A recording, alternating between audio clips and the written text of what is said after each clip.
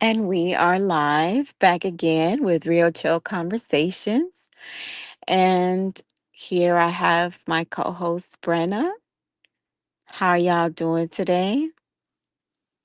Hey, everybody. Welcome back to another episode. Welcome back. And today's episode, we're going to talk about, are kids sneaky or are we not creating safe spaces for the truth? I did wanted to talk about this today because to me, it's kind of important. I do have I have four teenagers, and it has been kind of challenging to have four teenagers.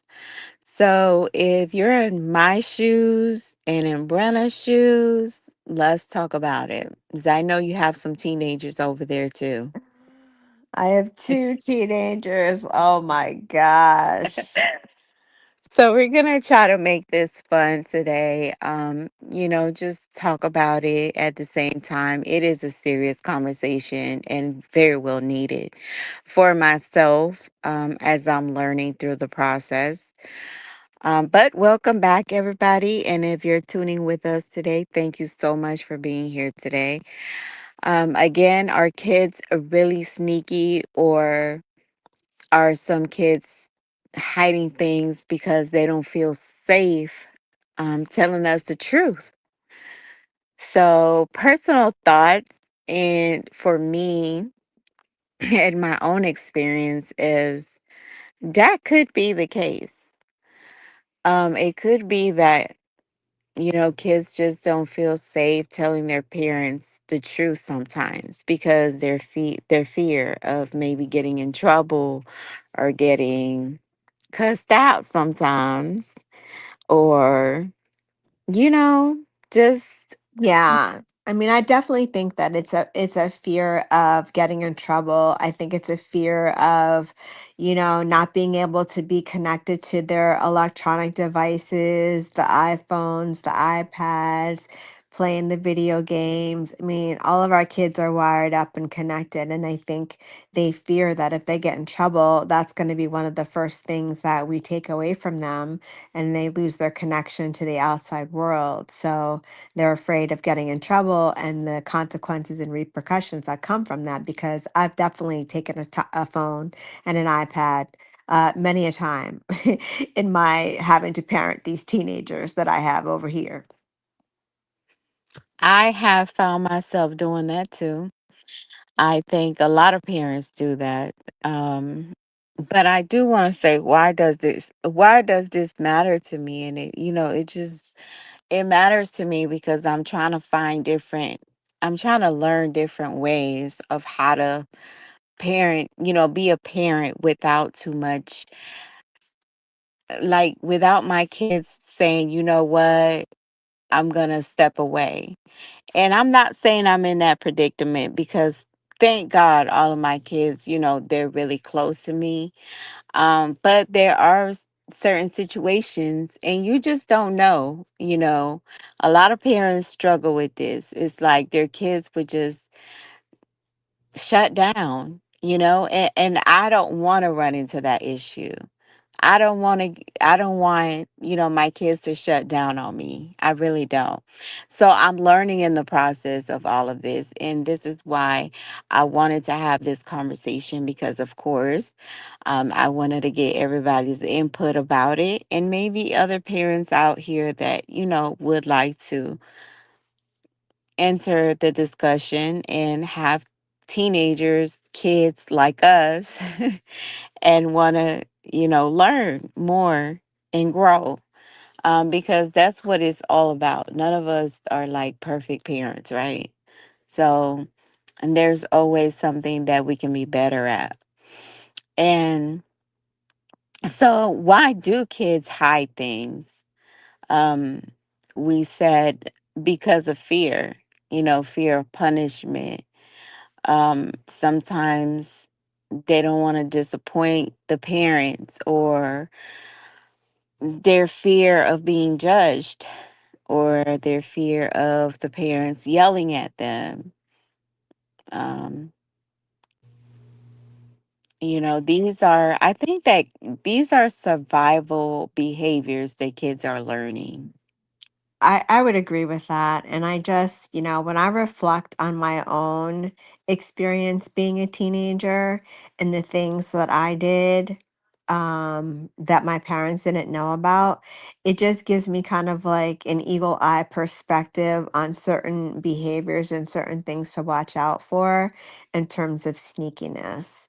Because I definitely had the fear of God instilled in me between my parents.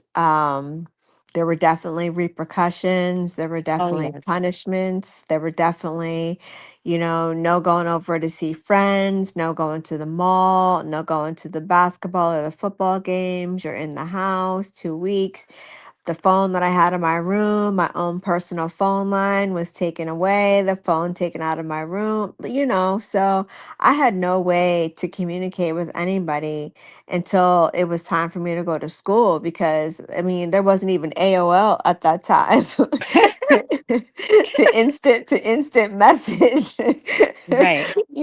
friends or Yahoo Messenger, there was none of that. No IMing, no texting, no nothing. Like I didn't see anybody till I went to school and they're like, B, like, what's going on? I'm like, oh, I'm in trouble. So, I think I tried to create an environment that I just realized how to reel in my tone and not to just freak out whenever Right. my kids would tell me something. And I found that when I reacted like that, they were more likely to tell me the truth off the first ask instead of me having to ask multiple times to tell me what happened and the story changes before I feel finally we, like we get I- down to the truth. I'm glad you said that because I feel like when you like start off yelling and stuff, then it kinds of I've noticed that kids like back off. They get Like defensive. right, because why are you yelling at me? Of Yep. course they're not going to tell you that, but that's what they're thinking. Yes. Um did you feel safe telling the truth growing up? No. I didn't No, either. I because didn't I either. because I didn't, I didn't grow up in a place where it was safe to feel your feelings. You know what I mean? It was like, what are you crying for? Like, I'll give you something to cry about, like that type of thing. So if I was like sad about something, it was like, what are you sad for? Like, I'll give you something to be sad about. So I never really had an opportunity to really be able to process like different emotions and feel safe, to be vulnerable enough to feel them and to get that comfort and care, that you so long for from your parents. I mean, my parents took very good care of us, like financially, and provided for us really, really well. But they weren't the most affectionate and the most, forthcoming with the I love yous and the affection. That was I something. agree. So that was something for me when I became a parent. I'm super affectionate. I'm super like I love you every time you leave that house, like every text message when we sign off, I love you. I mean, they are not going to ever question, wonder or doubt, my love for them. So, I That's think so that sweet.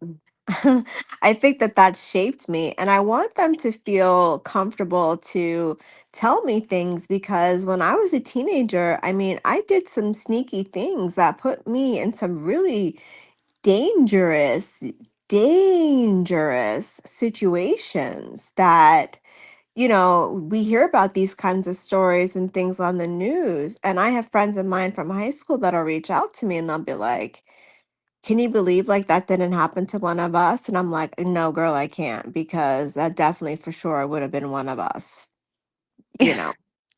Um, and so, for me, like, I think having a safe space and being able to feel your feelings and to be comfortable to have a conversation or to even just pay attention to your child's moods and, how they're feeling and how they're carrying on to know, Yes. if something is going on with them and like ask them, hey, like, what's going on? Like, is everything okay?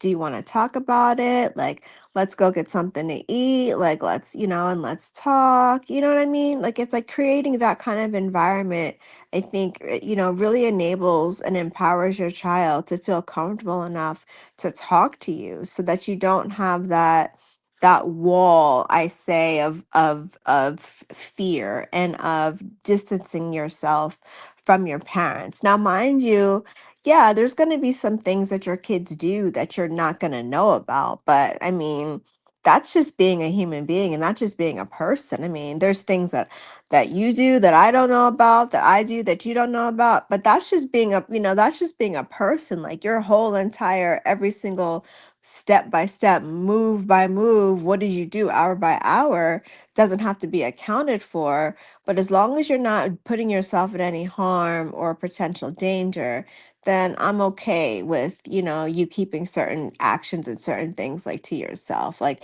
if you flirted with a girl, in the hall that day, you don't feel like talking about it. You don't want to tell me like right now, you want to tell me later. That's fine. Like I'm not going to be upset about that. But do you have a whole girlfriend that you've been spending time with and you sneaking out the house to go meet with her, then I'm gonna have an issue. So there's a difference there, of course. And I love that you said that because I'm one of those parents that I was in the verge. I was like in a verge of okay, what is going on? Like Right. to hold up, Dominique. You have to calm down. Calm down, honey. Right. Um, because are we really listening or just reacting? Right. Are we really listening or are we just reacting? I feel like me as a little girl, when I close my eyes and I put myself back to those years, a lot of my emotions were suppressed. Yes. Oh my gosh. I'm so glad you said that because the minute you said closing your eyes and putting yourself back to like being a little girl, your emotions were suppressed. Like that's exactly how I felt. And, in my adult years, I've had conversations with my mom, about it and we've talked about it and she's like acknowledged the place that she was in, but it was because of the state in which she was in like within her marriage, like it just had her so emotionally drained, like she really just didn't have anything else to give. And so I received that and I acknowledged that and I noticed a change in the person that was my mother, once she had left my dad and was independent and on her own. So I can understand that. I can accept that and I can receive that as an adult, but as a little girl, of course, I just wanted my mom, and of course my dad Right. too, to be there for me, but it didn't work out that way. So, So when I think about that, I think about kids shut down when parents explode. yes, Um, Sometimes we need, kids, well, I'm not a kid anymore, but kids do need understanding before correction. I mean, that's just my personal opinion. I agree. Um, they need to understand what they did wrong. Mhm. And I feel like in a lot of situations that have transpired throughout the years, it's like some parents are like automatic, okay, you're in trouble, this, that, and the other, and you yelling and you're upset, you're getting your anger out, but then the child may not even know or understand what they're in trouble for. Right. So they can't So process that. when it's done again and the behavior repeats itself, now we're left wondering, okay, why did you do it again? Why did you do it again? And but was it handled right in the beginning? In the beginning. Yep. It's a good point. Because my point is emotional safety do matter, y'all. It really does. And it goes a lot deeper than this. Look, this could last all day. But it really does. It really goes way deeper than this. Um, Parents, we as parents, we can definitely accidentally create distance. And sometimes we may not even do it on purpose, y'all. Right. It's just, how we were raised and how we see things. And then some parents don't want to raise their kids the same way they were raised. Like Brenna said, um her emotions were suppressed. Mine's were too. Hmm. But nowadays, now that she have kids and I have kids, is a different story. I don't want my kids' emotions to be suppressed. So I'm doing it completely different Right. from of when I was a kid. Um so that's very important. And I think this will definitely help a lot of us out in that perspective. Some kids stop telling the truth because the reaction feel worse than the mistake. Yes. And if I'm going to feel like that, honestly speaking, taking my butt back all the way back, yeah, I probably wouldn't say it either. Yeah. You know, And I've noticed too, like I remember, like what I can remember when you mentioned like closing your eyes and taking yourself back, like I can remember the times in which I got in trouble, and half the time I didn't understand what the big deal was for what I was getting in trouble for. Like to me, it seemed like something very minor. Like it seemed like the punishment and the yelling and the screaming and the hollering at me just wasn't worth, it didn't equal what the mistake was, you know? And so for me, it was like I felt like I had to like walk on eggshells and I had to like tiptoe around and just remain like polite and courteous to my parents, but never really give them an insight to what my personality was or who I was or anything like that, because it just felt like there was nothing but judgment. It just felt like everything that I was doing was the wrong thing and that I was always just going to disappoint them. Like no matter how well I did in school, if I got all A's but one A minus, like my dad would be like, "What's up with the A minus?" And I'm like, "It's still an A." Like, what is the big deal? it's still an A. It's still an A, but the fact that it's an A minus was like a problem for him. And he would make a huge deal out of it and not be proud of me for the fact that I got straight A's on my report card and I got to skip a final exam because I made, straight A's, throughout that class and other classes in the semester. I mean, it's like he would be focused on the wrong thing. So I try to, when I find myself, um, s- being faced with a negative response to something my kids have done. There's been instances, not many, but a couple instances where teachers have called or sent an email about behavior or a missing assignment or two. And I'm always asking, what's going on with homework? Does anybody have any homework they need to do or get out of the way? Like, we're gonna have dinner at da da da da time. Like, make sure Yes. get your homework done before and all of that. So if you're steady telling me that you have no homework or you did your homework and it's done and you're good to go, you don't have anything, you're fine. But then I get a notification that you're missing two assignments. I'm like, what's going on here? Like, I've asked you every day about homework and you told me you have nothing. And then it's that, they start to clam up and it's like, okay, listen. I'm not, gonna sit here and yell and scream and holler at you about this. But what's important is that I need you to be honest with me and I need you to tell me the truth. And I say that in a very calm, reassuring tone that it's not about the missing assignments. I mean, part of it is, but the bigger part of it is that you didn't tell me the truth.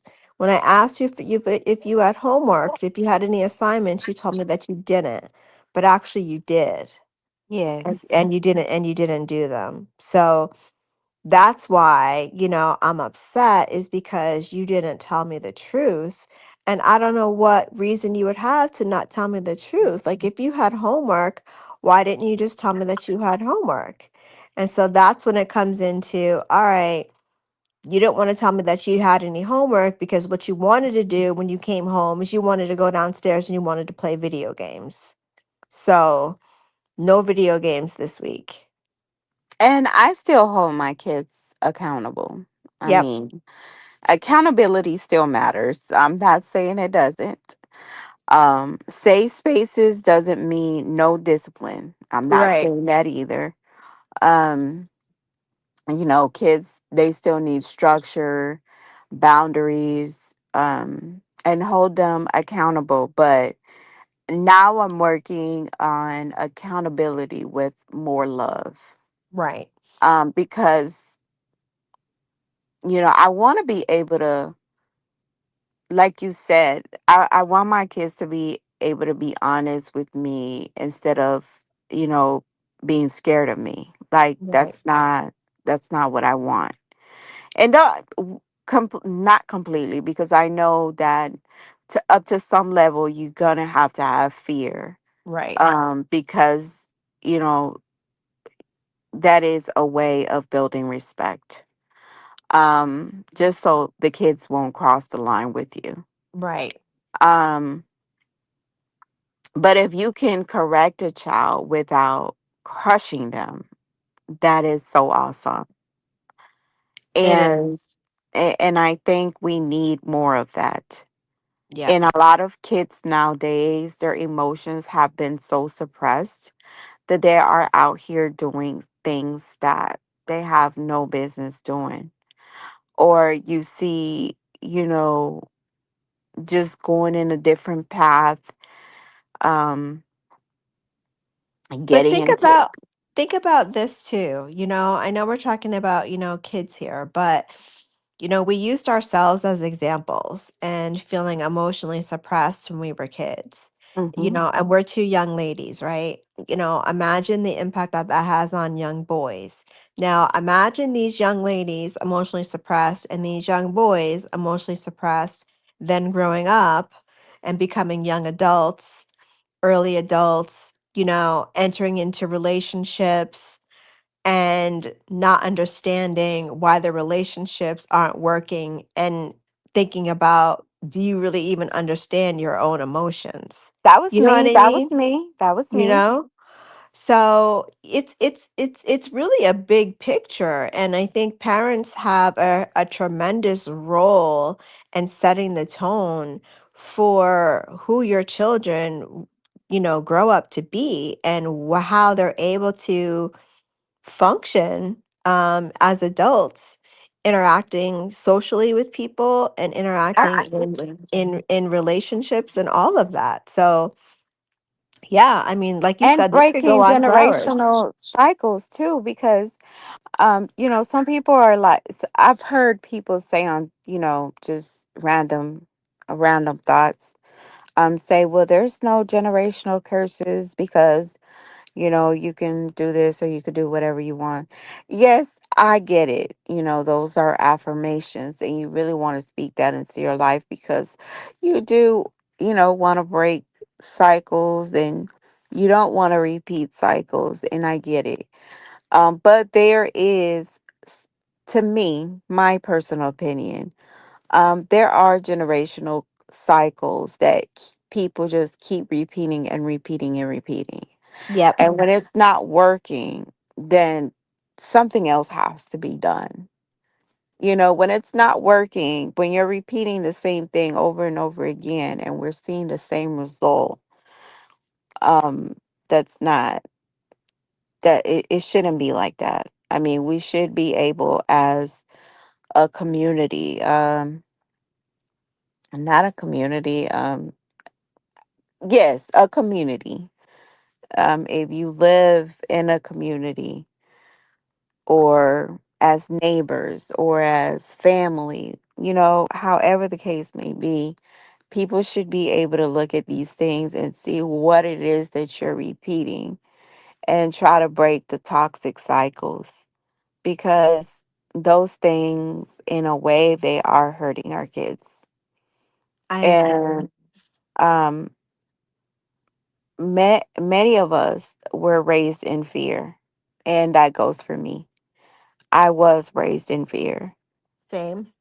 So there is a lot of things that I don't do with my kids, and I try to.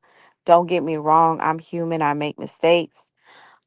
But sometimes I do go back and retract, because I'm like, okay, or somebody will call me out on it, Right. and that's okay. I can take feedback. So, and I'll listen, and I'll Yeah, reflect on it, because I'm not always right. exactly. So, parenting, we're trying to parent kids while healing ourselves Yes. from our past. That's pretty hard to do. It is. It is. It's very challenging because each stage that your child is in brings you back to that stage that you were in as a child. And, if something was missing or absent from that time in your life, it might make you long for that. And that's, an open wound, an emotional wound that you need to heal. And you may want to try to heal that wound by having the opposite type of interaction, with your own child And to many try to of repair it. us, and many of us do not heal, or we suppress it. But Derwin said, what's the topic? Okay, Derwin, the topic is, are kids sneaky, or are we not creating safe spaces for truth? Thank you for joining us. Hi, Yes. Keto. But yes, so getting back to the topic here, we need to learn healthier communication. I feel I feel like we do. And giving kids what we didn't always get. How do you feel about that? Because a lot of parents do speak about how they want to give their kids everything that they didn't have. Um, I think it depends on, their individual definition of that. For some it means all the financial things, all the financial and the materialistic things. For others, it's the emotional part, the affection part, the bonding, the familial connection part. Really getting to know your family, your aunts, your uncles, your cousins, your grandparents, and things like that. And others, it's just like, we didn't grow up with a lot of money. We couldn't really afford to do this. We couldn't really afford to do that. So I'm taking my kids skating and we're gonna always go bowling and we're going to Disney World twice a year. We're gonna this, and that. You know what I mean? So it's like, Yeah. what do you really value when you talk about you want to give your kids everything that you never had? And to me, I think that, yeah, there are certain things that you need financially, but I think that the most important factor for being a parent is to make sure that your kids feel emotionally safe. I like that. The kind of relationship I want with my child long term. I want my child to be able to trust me. I want my child to be able to come talk to me. And I want to feel like I'm a safe person to come to. I really do. Yeah, I mean, Um, I have a child that's an entire adult. Went to Vegas this weekend and literally called me every day that he was out of town, in Vegas. mhm. And he was like, okay, so the next thing that's on our bucket list of things to do is, now mom, we need a family trip with everybody in the family. And I was like, absolutely, because he originally asked me to go, on this trip, and I was like, oh, it's Mother's Day weekend, and I know the kids, your brothers always want to do something. they'd be sad like if I wasn't there. But I really wanted to go because I wanted to see the concert that he was going to. But anyway, the fact that as an adult, he hasn't just distance himself away from me. He still calls me for advice or to vent or to get my thoughts or ideas or opinions on things. To me, that's a healthy relationship and a healthy bond. And he I love that. knows that I know that he has it within himself to make good decisions because he's doing so well for himself and I he's have a literally question. winning in life. Yeah. So now that you mentioned you have, okay, about your adult child, I do want to ask this question because I actually saw a video the other day where a mother was enjoying herself with her adult child out having drinks and having shots. So you know how people are, and they'll get in the comments, they'll be like, oh, like, why are you having shots with your child? And you're not supposed to be your child's friend, you're supposed to be a mother. How do you feel about that?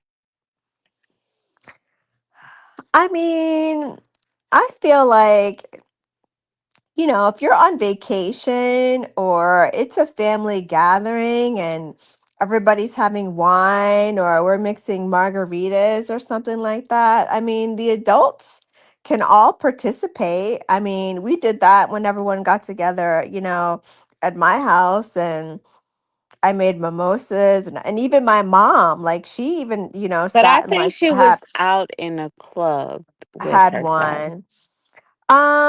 I've been to a club with my adult child once. Okay. Did y'all have And shots and stuff together? we didn't do shots. We just had like two drinks at the bar and like Okay. sat and talked and like people watched a little bit. And that was it. Like we didn't that was it. We just had a couple of drinks, talked a little bit, and then we went home. But do you But see anything wrong with that? I mean, I guess that's my question. I don't see anything wrong with that. I mean, it's not like I'm taking my 16-year-old out, to the Right. bar, you know. I didn't bring him to a strip club. I wasn't paying for lap dances. We weren't getting sloppy drunk. We were just two adults engaging in adult beverages, having adult conversation. So, okay, we have Derwin say, have you ever watched the new Roots and how they pass down generation information instead of generation curse, but then later on the cars started happen because we forgot about what they taught us. I think a lot of that comes from when parenting or mentoring kids because we tend to try to do things on our own and not remember um, what what has been passed down to us to give to our kids, and that and then they taught us how to still teach. I can't see this word. Oh, teach. Hold on. Teach when we are in pain or when we are hurt and over time. I can't see the whole message, y'all. Hmm. Oh wait. We are in pain or when we are hurt and over time.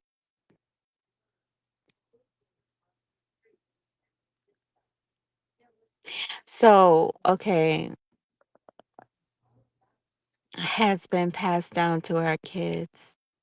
I mean, passed down to us to give our kids and back. And they taught us how to still teach teach when we are in pain. You know what? But that's the part though. And it's really hard to do that if a person is hurt mentally, if they have been through some trauma, And it's real. You know, people have been through trauma when they were little, and they Yeah. still have to move through. Okay, when they have kids, they still have to try to teach their kids through their own trauma, their own sadness in their life. Yeah, I feel I that hurts me sometimes. Yeah, it does. Um, have your kids ever hidden anything from you? Oh yeah. Plenty of times. Yeah. I mean, it's I can name them, I can remember them like it was yesterday. But it's like when they do it and once it's over with and once we're past it, it's not anything that I zoom in on or I focus on, but I have an awareness and I know that hey, you did this that time. Like I forgive you. But I didn't forget about it. You know what I mean? And when they give me the explanation and like the reasoning and the rationale like behind it and the why, some of it I'm like, that don't even make any damn sense. Like, why would you even why would you even think that and I'll be laughing like when I'm saying it so they know that I'm not really mad because they just got caught up in some really, stupid foolishness that really just did not make any sense and it was not worth them, getting into anything over. But if it was something, serious or dangerous that involved their lives or the lives of somebody else, of course, I'd have a much more serious approach. But, my kids have done some just really goofy stuff that I'm like, that just doesn't even make any sense. Like, what is wrong with you? Like, I'd be like, who raised you? Who was your mother? And I'd be like, oh, that would be me, huh? So I'm responsible for this? Okay. I Yep, gotta take this one on the chin, I guess. that's how we that's a good way to look at it. And I feel like a lot of things that our kids do is a reflection of us Yep. sometimes. Mm-hmm. Um, not all times, but sometimes. And, sometimes I'll get like some hair sticking up and a little bit more gray hair. I already got like 3 or 4 streaks I'm trying to get rid of. But yeah, I mean, I'll repeat myself. No, how was it? And how was I guess I be trying to catch people in a lie. That's my problem sometimes. Right. And I just be like, huh? Say it again or repeat Yeah. it again. How was Yeah. it? And what happened?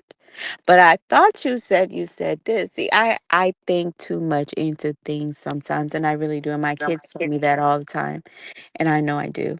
Right. And I need to stop because a lot of times, it's not necessary. And it really just stresses you out at the end of the day. Maybe the goal isn't raising children who fear us. Maybe it's raising children who trust us enough to tell us the truth even when they mess up.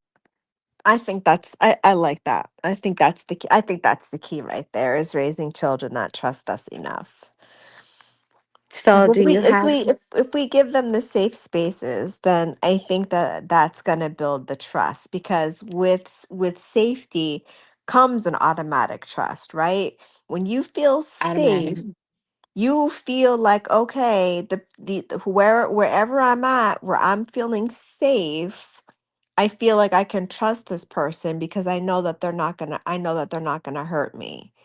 And if your children are growing up that way, saying, I feel safe with this person, I know that they're not going to hurt me, like whatever I'm going to say, and yeah, I do believe just a little bit of fear. Not I'm scared to death and not like, oh my God, she's going to whoop my ass type of fear. But I mean, just that slight, like, ooh, she might not gonna like this, and she might feel some type of way about this, but I know, like, whatever she says, I'm gonna have to Well, listen to nowadays her. you can't whoop your kids. No, you can't, but some people still abide by that rule with their children still to this day. And Well, I that's what the rules say. But honestly speaking, like just an entirely, some whoopings I got, it was good for me, and I'm not gonna say it wasn't. Now, the ones that just go to the extreme, but a little spanking didn't hurt me. yeah. But do you have any final thoughts? I think that the final thought I was really would like to leave it with, I think we should, raise our kids to trust us enough to talk to us. And that way we're keeping the lines of communication open, and we're building, trust with each other, and that's allowing for the relationship to continue to flourish and to continue to grow. Because I don't want to be in that type of family where, like, okay, I raised my kids and now, like, they're off doing their own thing, and, like, I don't know what they're doing and I don't know what they're into, and I haven't talked to them in 2 months. I don't want that kind of relationship, with my kids. I want to be in communication with them. Like, I want to spend time with them. I want to still see them and all that because I enjoy them. I enjoy my family. And so, yeah, I think building a nest of trust, is the key to keeping our kids from doing things that are being sneaky and for them Uh-huh. to not being honest with us. That's true. I have Derwin one more comment. I'm gonna try to read this comment before we leave because I don't know, for some reason it's not allowing me to see the whole thing that you're writing. But I'm gonna read this one from Derwin. But that's the problem right there. It's the government took away that safe zone because now if you beat your kid, they call it child abuse. Well, let's not use the word beat, but spank. Because beat is totally different. I mean, It you don't want to is. beat nobody up either. Right. I don't beat my kids.